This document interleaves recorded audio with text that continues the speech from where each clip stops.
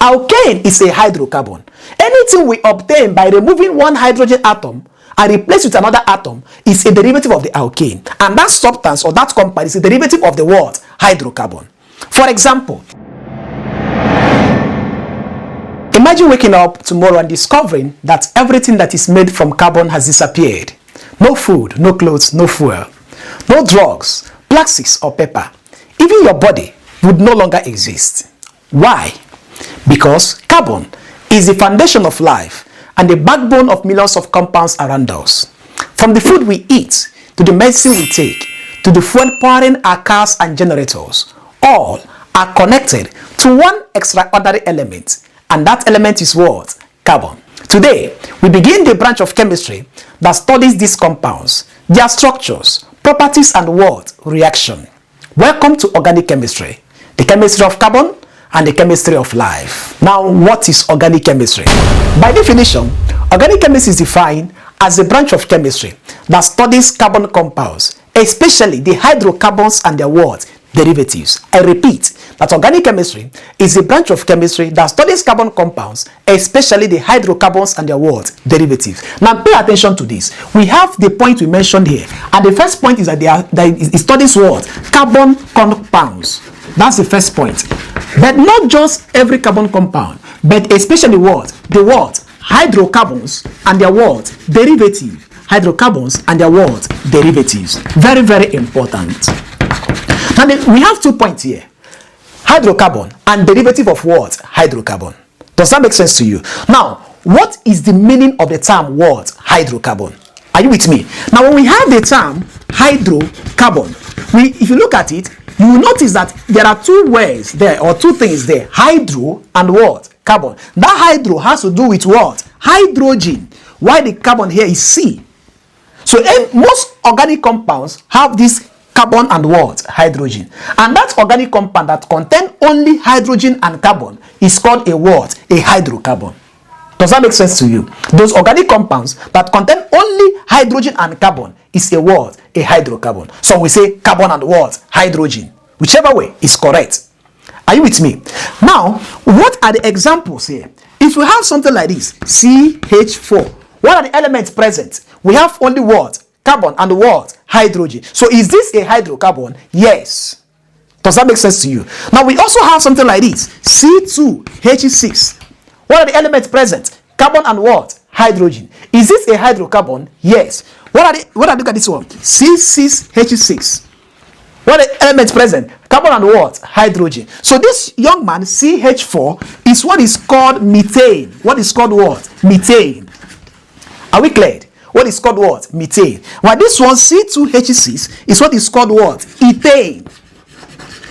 Where this young man, C6H6, what is called what? Benzene. What is called what? Benzene. So at this point, you should know that methane is a hydrocarbon, that ethane is a hydrocarbon, and benzene is a what? A hydrocarbon.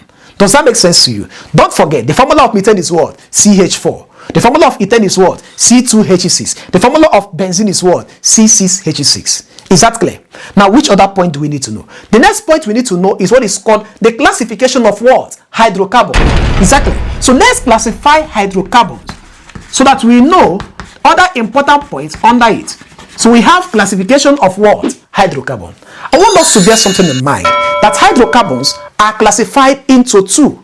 Into how many? Two. And what are the two groups? The aliphatic hydrocarbon and the what? Aromatic hydrocarbon. What are the two groups or the two classifications? The first one is what? Aliphatic hydrocarbon. The second one is what? Aromatic hydrocarbon. So under the hydrocarbons, we have two groups here. We have a group called aliphatic hydrocarbon. Called what? Aliphatic hydrocarbon. And we have another group called aromatic hydrocarbon. Called what? Aromatic hydrocarbon.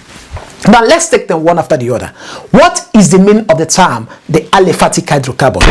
When we say the aliphatic hydrocarbon, I want you to bear something in mind, that this group can be saturated or unsaturated. They can be what? Saturated or what? Unsaturated. Just like when you are eating your food, then we get to a point where you feel like you don't want to eat again. At that moment, we can say that you are now what? Saturated. Nothing can be added. Are you with me? If you try to add something, you may end up vomiting. That is substitution. Something is entering, something is leaving. I'm trying to make it to understand something now. That those hydrocarbons that are saturated may end up undergoing substitution what? Reaction. But those ones that are unsaturated, just like you needed 5 loaves of bread. Are you with me? And they gave you only 2. Are you with me now? So you end up asking for more. You are still what? Unsaturated. If they give you more, you add it to it. So unsaturated hydrocarbon can undergo what? Addition reaction. Let's leave that for now. Are you with me? So under aliphatic, they can be saturated or what? Unsaturated. When is an aliphatic hydrocarbon said to be saturated? Now, they are said to be saturated if only a single covalent bond is between the adjacent carbon. I repeat, aliphatic hydrocarbon, they are said to be saturated if only single covalent bond exists between the adjacent carbon what? Atom. Now let's look at this. The saturated aliphatic hydrocarbon. The saturated. So I say that they have a single covalent bond, right? So now we have carbon here. Carbon, carbon, carbon. Now we have a single covalent bond in them. If you have something like this, automatically, this is a saturated hydrocarbon. Now let's start adding hydrogen. Since this young man has how many bonds are on this one? 1. You are going to give it 3 hydrogen. I will explain more later. So we have H3 here. Since this one has 2 bonds already, you are going to give it 2 hydrogen to complete it 4. So this will be what? CH2. Since this one has only a single bond, or 2 bonds already, so we're going to have 2 here and H3 here.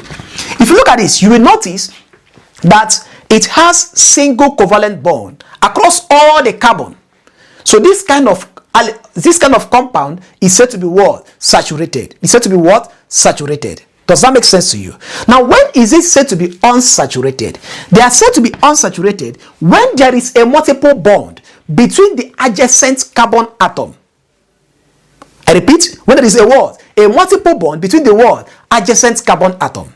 When we say multiple bond, it can be a double bond or it can be a what? A triple bond. Does that make sense to you? So in terms of this one that are said to be unsaturated, they are said to be unsaturated when we have multiple bond. When we have what? Multiple bond.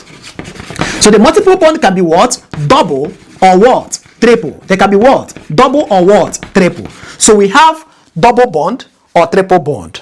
Does that make sense to you? Now look at this. So if we have a carbon to carbon double bond, if we have a what? Carbon to carbon double bond, that aliphatic hydrocarbon will be called alkene. It's called what? Alkene. When we have carbon to carbon triple bond, that aliphatic hydrocarbon is called what? Alkyne.